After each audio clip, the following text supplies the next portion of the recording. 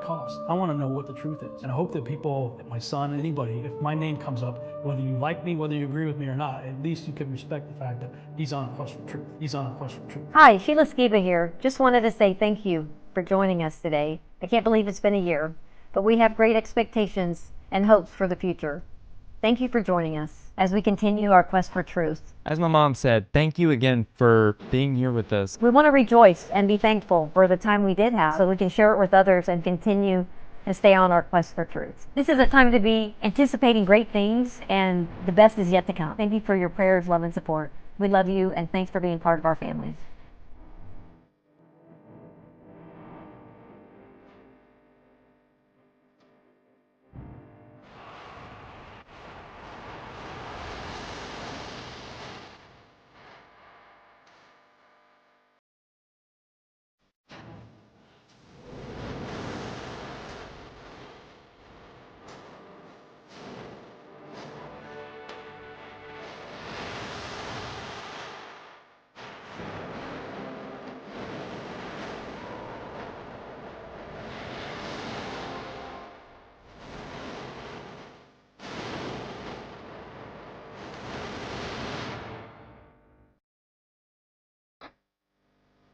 Welcome to TrutherCon. Our vision is to grow the largest and most profound exposition of truth in the modern age. Here, no truth is beyond reproach. We're here with a common goal, and not everyone will agree with you. My name is Jake Grant, and I'm a co-host of Skiba News Nation. Now, some of you may even be here because of that very name, Skiba. What we want for TrutherCon is to be an amazing opportunity for you guys to connect with one another, for us to ask hard questions to the presenters that are coming up, because we're all here with a common goal, to seek after truth together. Seek after truth together.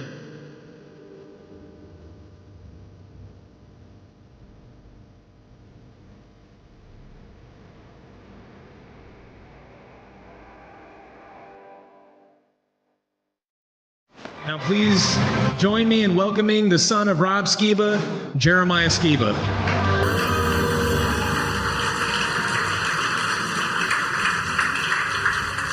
Hey, thanks, man. Thanks, Jake. And thank you guys for being here. I got a pretty interesting presentation I hope you guys will enjoy. So anyways, it's hard to watch that video because I miss them both so much, both my mom and my dad. It's hard not to get emotional when talking about my mom. But their legacy lives on, not just with me, but with all of you here. Every life that they touched lives through you guys too. So I just felt compelled to say that to you guys.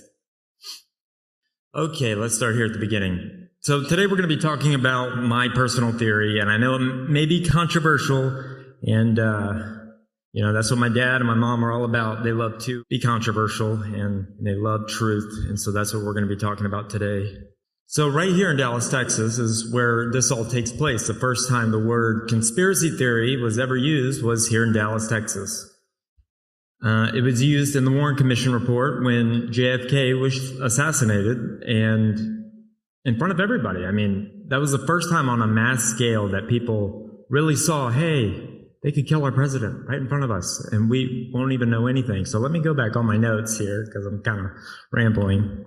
As you know, I'm Jeremiah Skiba, as Jake said. I'm the creator. Me and my wife are the creators of TrutherCon, and my mom and dad wanted to put something like this together for you guys, but unfortunately, they weren't able to do it. So that's why TrutherCon means so much to me, and means so much to Jake and everybody involved, and hopefully it'll become an annual thing. Hopefully you guys will continue to support us and all of that. So today at TrutherCon, the whole reason why we're in Dallas, not just because I live here, I promise, but it's because that was the first time conspiracy theorists was used to demonize people like us. So I've heard every theory, like about the fatal shot, and me and my dad would sit around and we were fascinated by the JFK assassination, how there were so many different theories. Some people said, you know, the driver, the umbrella man. I mean, all of those are plausible theories. And, you know, I don't not agree with any of those. But I kind of do, actually. because my theory, I'm going to try to prove with science and with forensic evidence. So I'm going to be talking about where I believe that the fatal shot that killed Kennedy actually came from. I don't know, can we start with some questions here? How many of you believe that Oswald acted alone? Show of hands. Anybody? Wow, great crowd. How many of you believe that the fatal shot came from the fence at Dealey Plaza? Anybody? Nobody? Okay. I like you guys. All right. Well, what if I told you that the place that I believe that the fatal shooter was laying in wait was actually somewhere well overlooked? So that's what we're going to be getting into today. So I will admit this is graphic, so if you guys have a sensitive stomach, look away, and then I'll be like, hey guys, it's over. So here we go.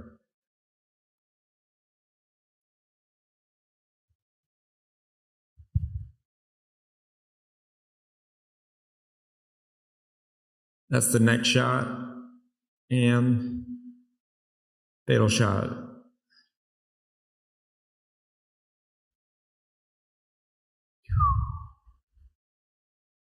Yeah. So now that you've all been traumatized with witnessing that footage, I apologize.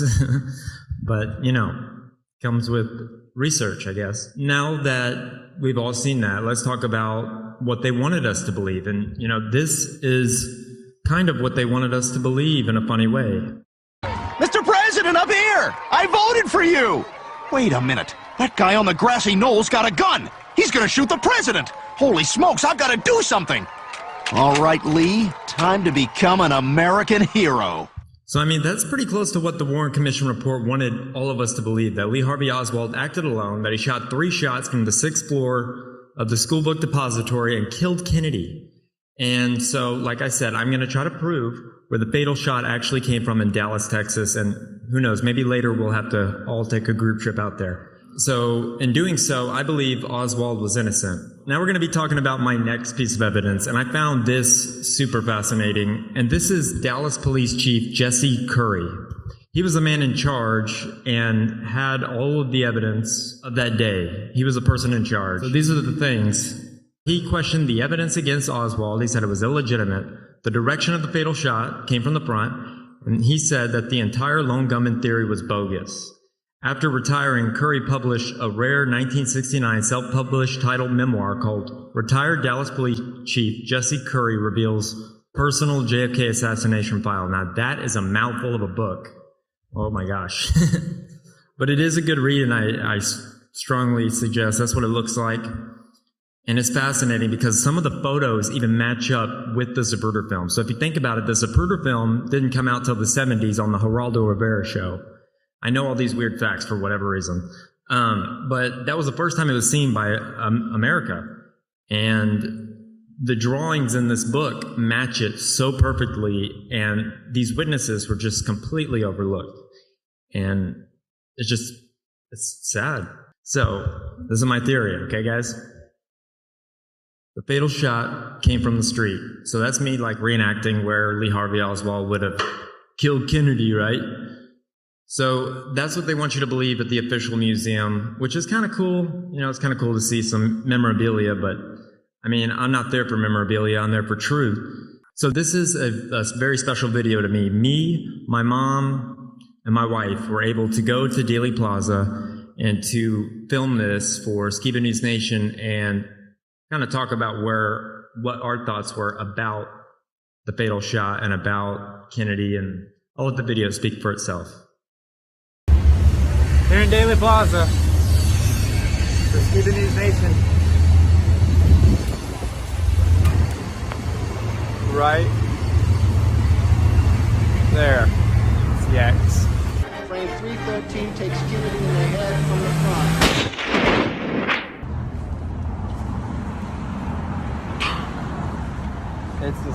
It's so much of a simpler shot. This is only a tripod.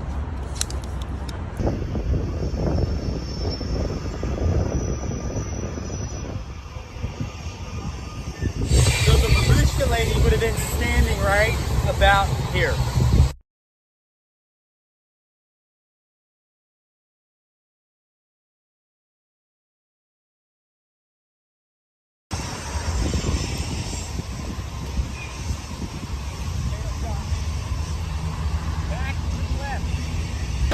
president going back and to his left. Shot from the front and right. Back and to the left. Back and to the left. Back and to the left. So far away from that window. There's no way that rifle could have shot him, in my opinion. So if you see that first X right there, that was when Kennedy did this. Frame 225, the president emerging from behind the road sign. You can see that he's obviously been hit, raising his arms to his throat. And he was apparently shot in the neck. Frame 193, the second shot hits Kennedy in the throat from the front. Frame 161, Kennedy stops waving as he hits him. Conley's head turns slightly to the right. So my theory is that this drainage ditch right here is where the shooter went down, it goes all the way down the street to where it perfectly matches up with Kennedy's fatal headshot. So I'm gonna put a sticker there.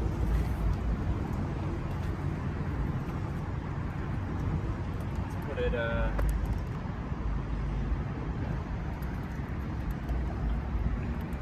so we covered that. And that's where the ditch is, all the way down there.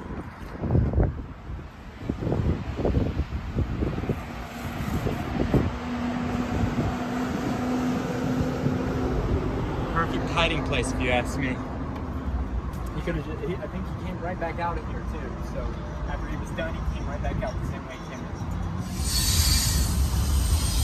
So that's where the storm drain is. That's where it comes from up there. We filmed it earlier. It goes all the way down underneath us, right here. The X is right behind you.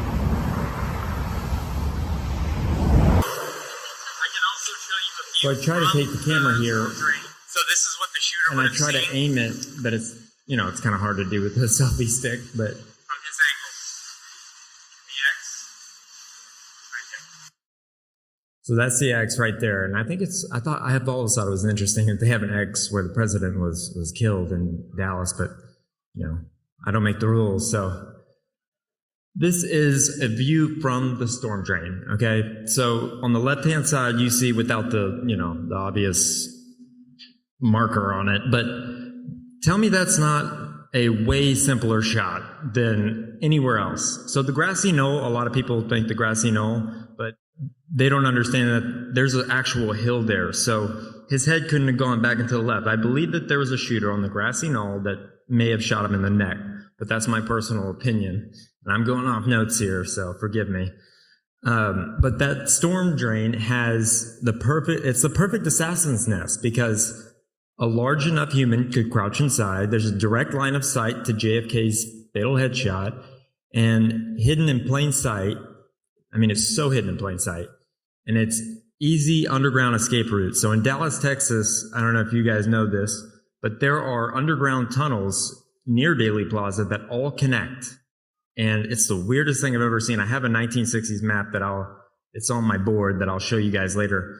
But anyways, so the entrance to the storm drain is where that drain was that I took video of. That's it from the day or from around the time. I believe that he entered and exited that storm drain, and there could have been a shooter if there was a missing board there. I don't know where the second shooter was. I'm just proving the fatal shot. That's just what I'm trying to do here today. So now I'm going to go down to what witnesses knew. So we have 3 witnesses here. They knew, but they were ignored. So my first witness here is Rosemary Willis. She was just 6 feet away from JFK, and she stated the final headshot that blew off Kennedy's head was not from the book depository.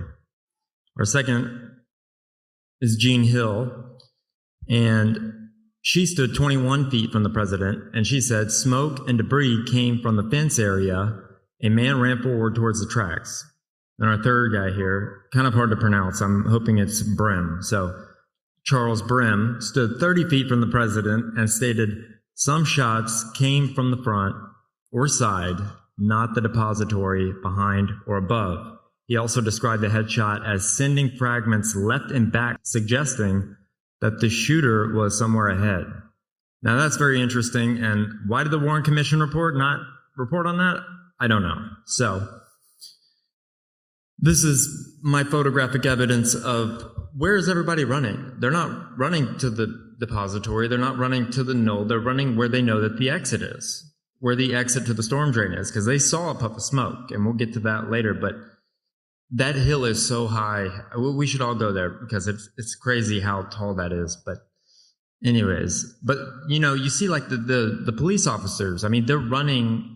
If they were running to the depository, I mean, if that's where the shots came from, why would they be running in that direction, right?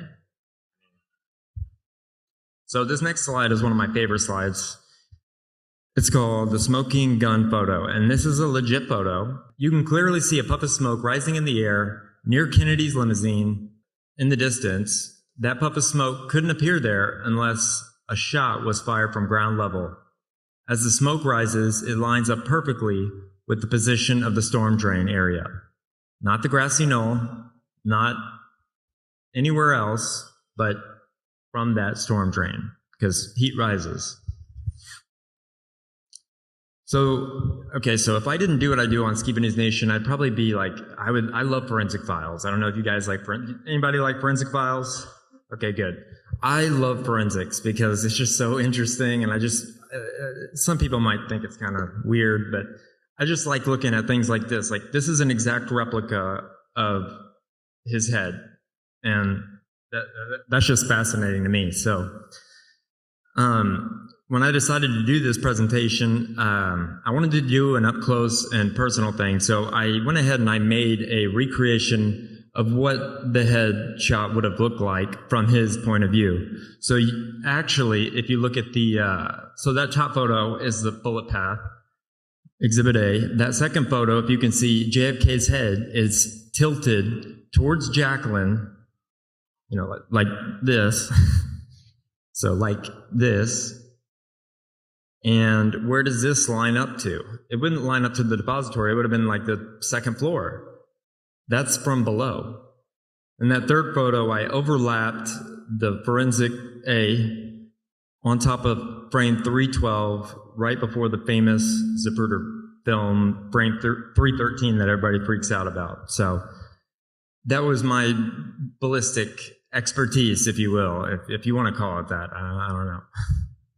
So I recreated this image. This is I tried to do it to scale of where the drain is to where JFK was. Now, I just don't understand how Secret Service was not like scouting out these areas, I mean, you would think they would be around him at all times, but no, they got the day off, so, there could be an easy sniper right there, right there. It's just, that blows my mind, and I just can't get past that. But here's more scientific evidence that I found very interesting, and it's actually funny because this video that I'm about to play is a man his name is Tom Wilson. He's an investigator, but when I tried to re-look up this video, I could not find it. I looked on YouTube. YouTube, of course, what do? They censor, they hide it, they do everything that they can so that you can't see it.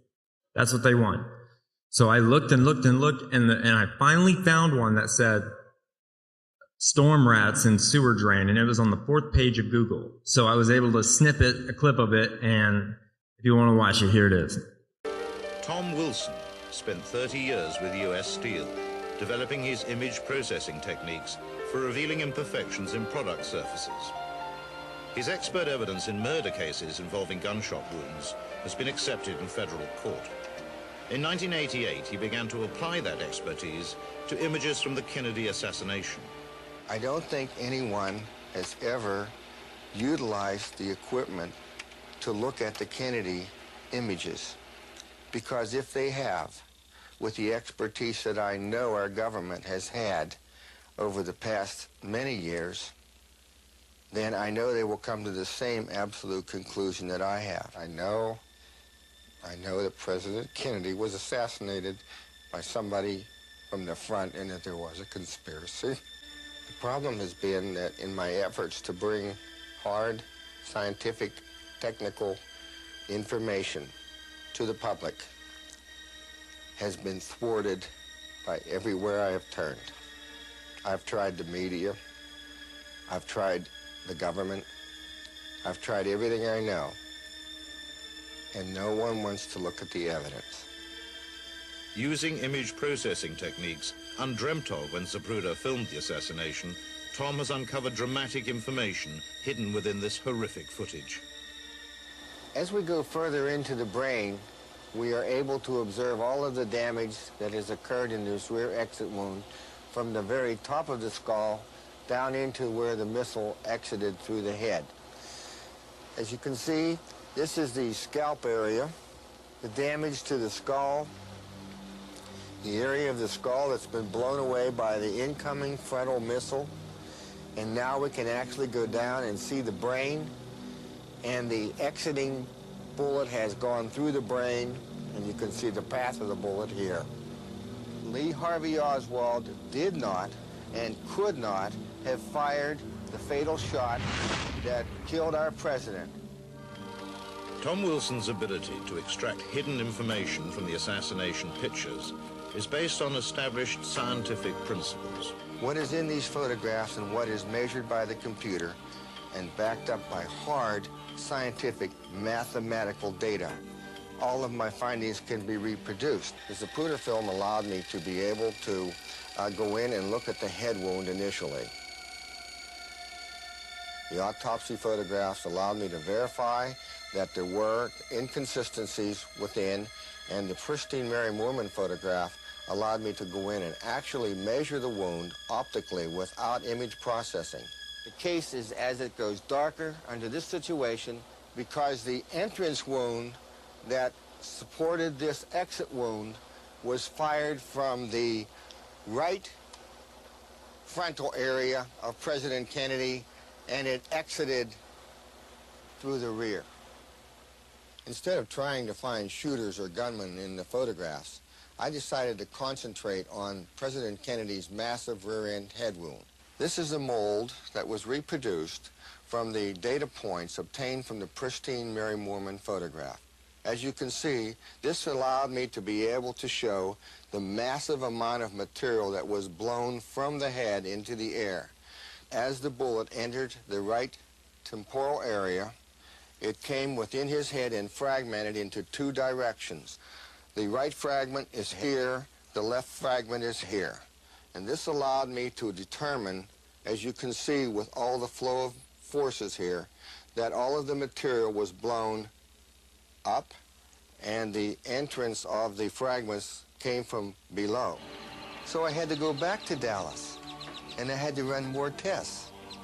And what I found out was something that I had overlooked all this time in looking at the photograph. President Kennedy's wound in his right temporal area is at an angle like this. It's coming out of the ground. And I said to myself, Tom, if the bullet was coming out of the ground, how is this possible? Because I never tried to determine where the bullet came from. I only know what it did to President Kennedy's head.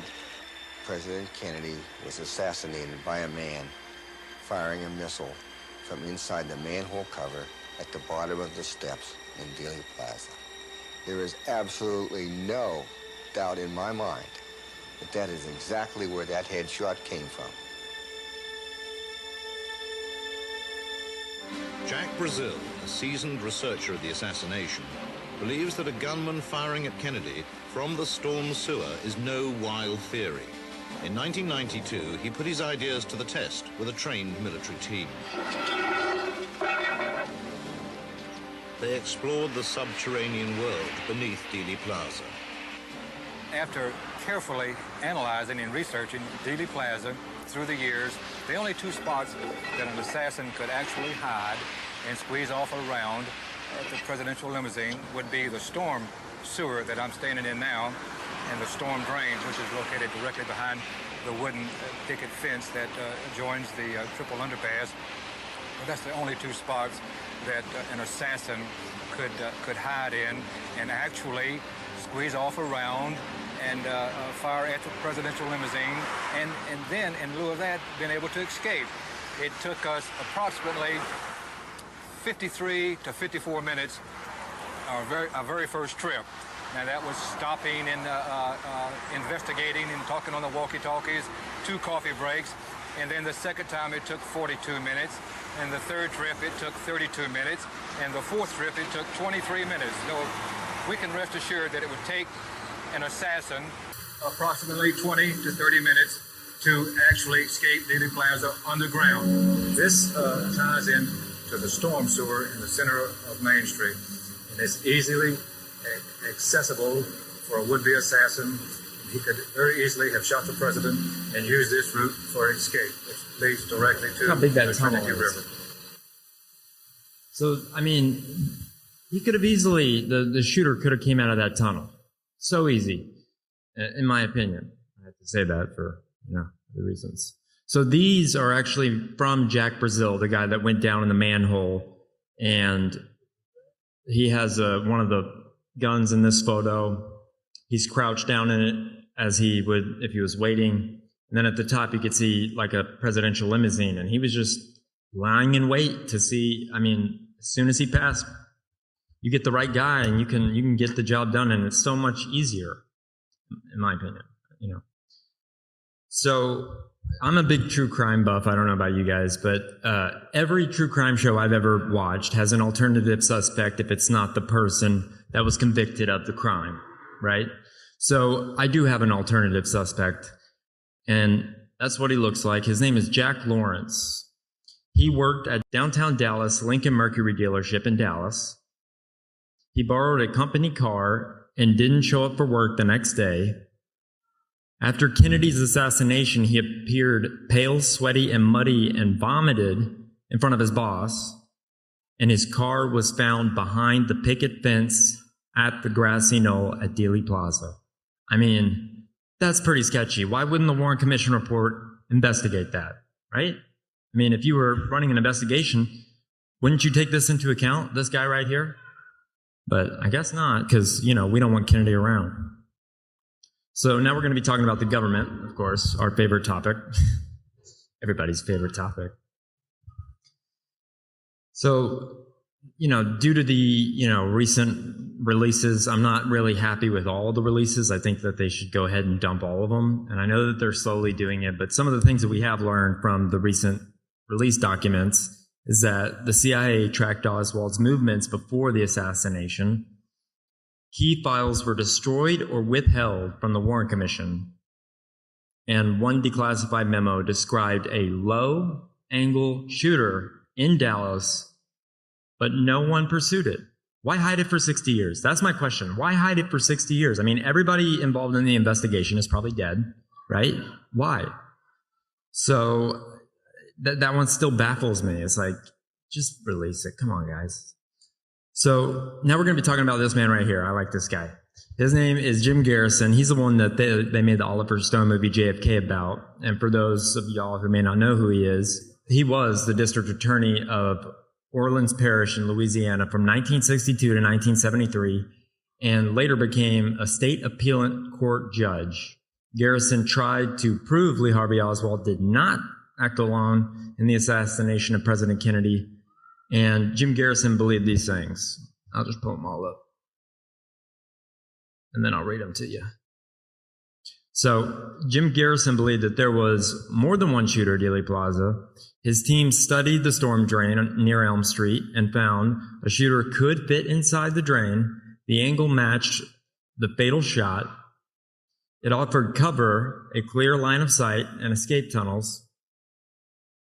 And he concluded the Warren report ignored key evidence, and the assassination involved a coordinated team. So it's not one man, like they say in all these cases, and we'll get into that later, how it's paralleled to today, like investigations today, which crack me up. So why does it still matter? Why does this event still matter? And, it still matters to me. I don't know why. I mean, I don't know. But what I think is Oswald was murdered on live TV. That's why it still matters. Before he could speak, before he could be tried. If you look in your textbook, what do you see? You see Lee Harvey Oswald killed President Kennedy. That's not fair.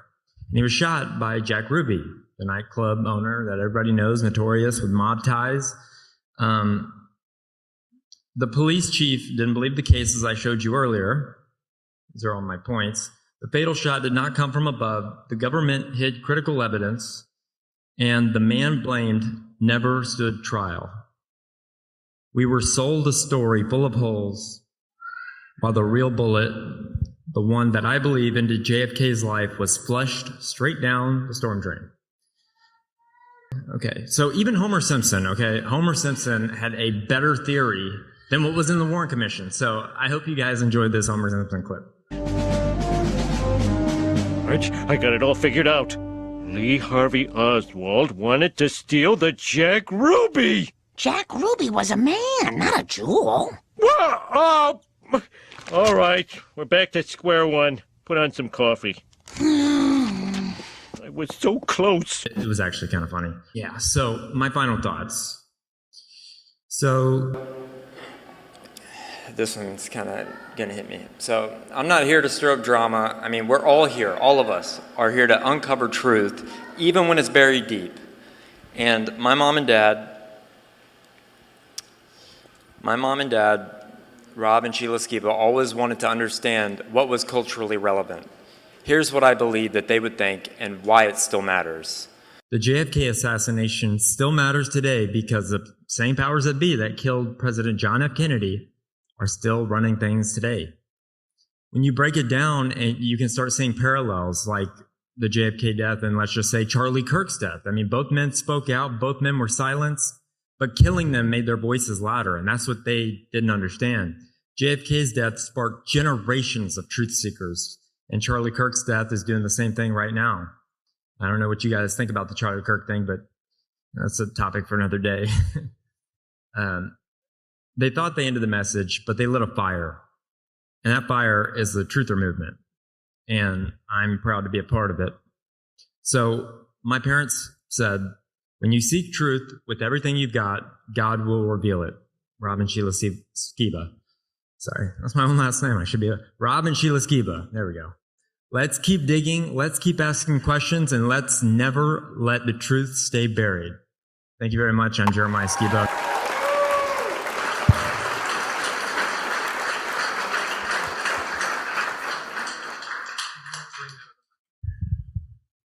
All right, guys. One more for Jeremiah Skiba, everybody. That was his first big presentation like that. That was awesome. So we're going to open it up to a 15-minute question and answer segment. I don't remember the guy that you think actually made the fatal shot. What was his name? His name was Jack Lawrence. Okay. I'm going to keep this around so you guys can, if you want to look more into it. But Jack Lawrence, and I have yet to find another image of him. So my question is, what, if any, background information do you have on him? This is the only background information that I have about him.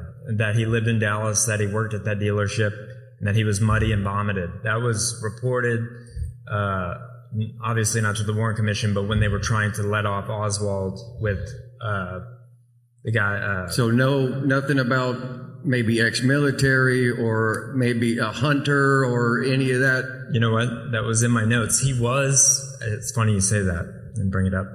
He actually did have ties to the military. Let me pull it up. Jack. Ruby Jack. So many Jacks in this story. He was an Air Force marksman for the United States Air Force. So make that what you will, but I mean, that's a really good point, and I don't know why I didn't say it in the notes, but yeah, it's crazy. Yeah, because there has to be some skill to pull that off. Oh yeah, and you don't just wing that. Yeah, and the crazy thing is since then they had made the storm drains impossible to go down. Dallas has filled those drains so that nobody can go down there and nobody can look, which I find very convenient and very interesting. So I would still like to somehow squeeze down there. Right.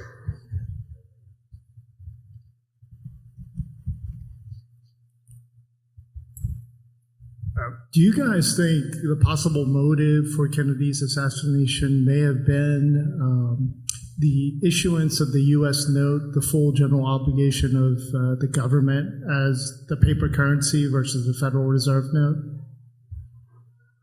I mean, I think that's very interesting. What was the first part of your question? Yeah, so the motive behind it was basically that Kennedy wanted to bring the general obligation of the U.S. government behind paper money, fiat, versus the Federal Reserve Bank. That's very interesting. I would like to look into that for sure. I mean, that's why we're here, is to learn from each other. So I'll definitely look into that. I think, in my personal opinion, the reason why JFK was shot was because he was trying to shut down the CIA and the FBI. And, you know, I think that's why they shot at Trump too, but that's just my personal opinion, of course. But, you know, it could be anything. It could be so many things and we don't even know. But we'll never know. So thank you for your question, and thank you for your question.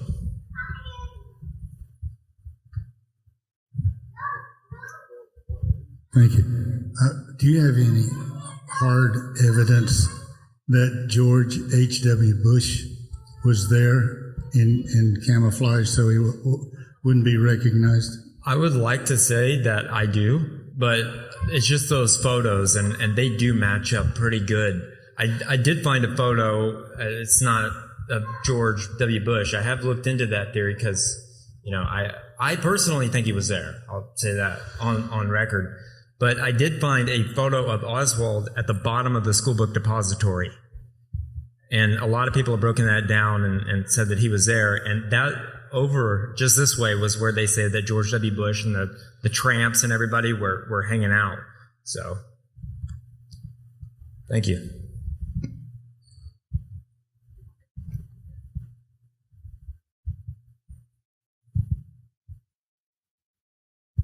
Okay, I'm one of the generation that actually remembers this. I think I was 3 years old still. It was the first time I ever saw adults cry because they came over and watched it on TV. Anyway, the thing that was so odd to me is not that it has to do with who the assassin was, that Jackie Kennedy actually climbed out of the car onto the back.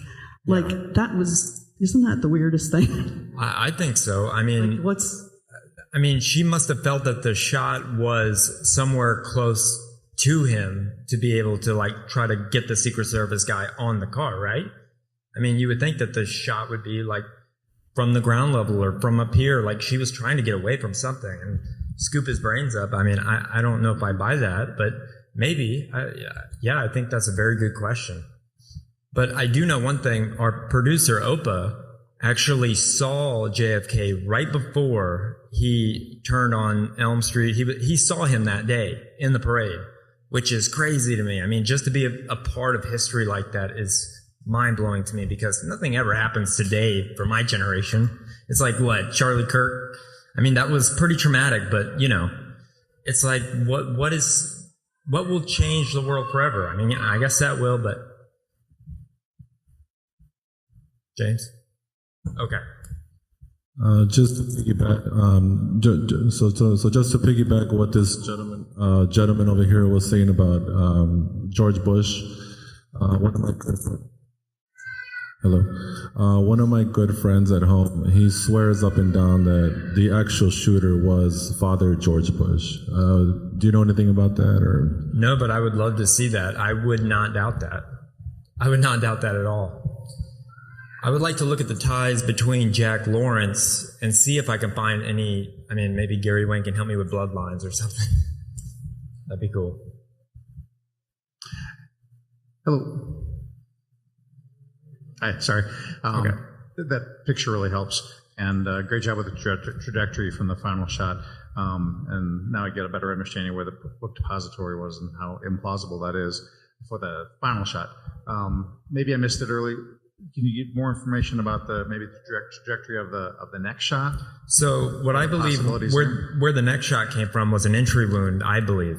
And so do all the doctors that were treating JFK before he was moved by the, Secret Service against the Texas state law is that you have to have your autopsy here in the state of Texas if you die here. They didn't care. They moved his body. They did whatever they did with him. But, what I was going to say about that was this picture right here. It's kind of hard to see. I should have put it in the slideshow, but there is a man that's right by the drain that I was talking about, sitting right there. That would have been the perfect neck shot. So I mean, he could have been sitting, okay, let's walk over here. It's not going to mess me up if I walk, okay. So the storm drain is like right over here. If he was right there on the top, that would have been such an easy neck shot. And then his head would have been blown off from right here. I mean, that just makes more sense if you time it up, you know? I mean, to me it does. I could be crazy, but.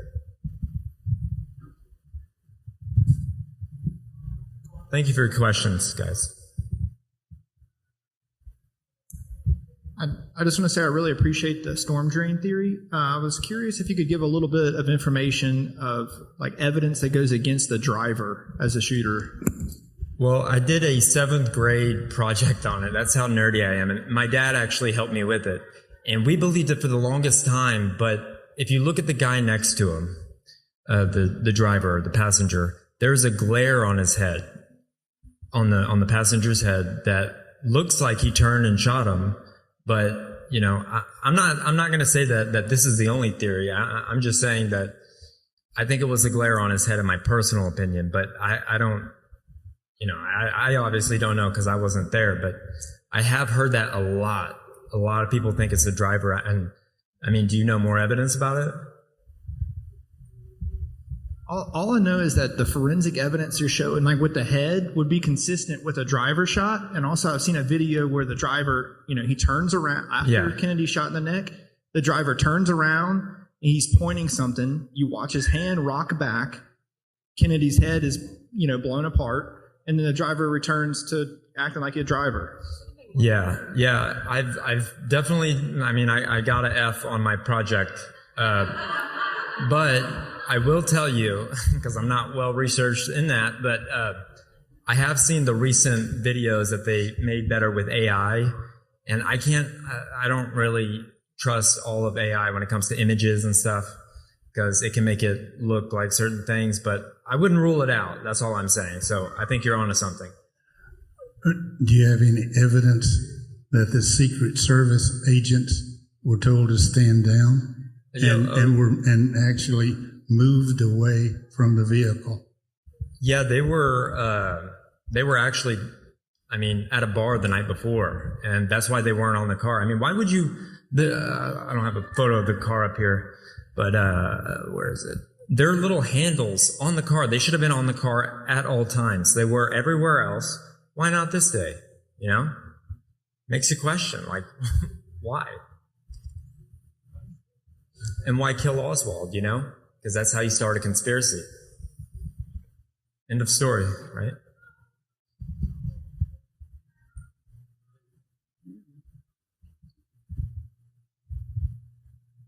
So do you think if the driver did shoot him, the people on the road, standing on the side of the road, wouldn't have seen it as well?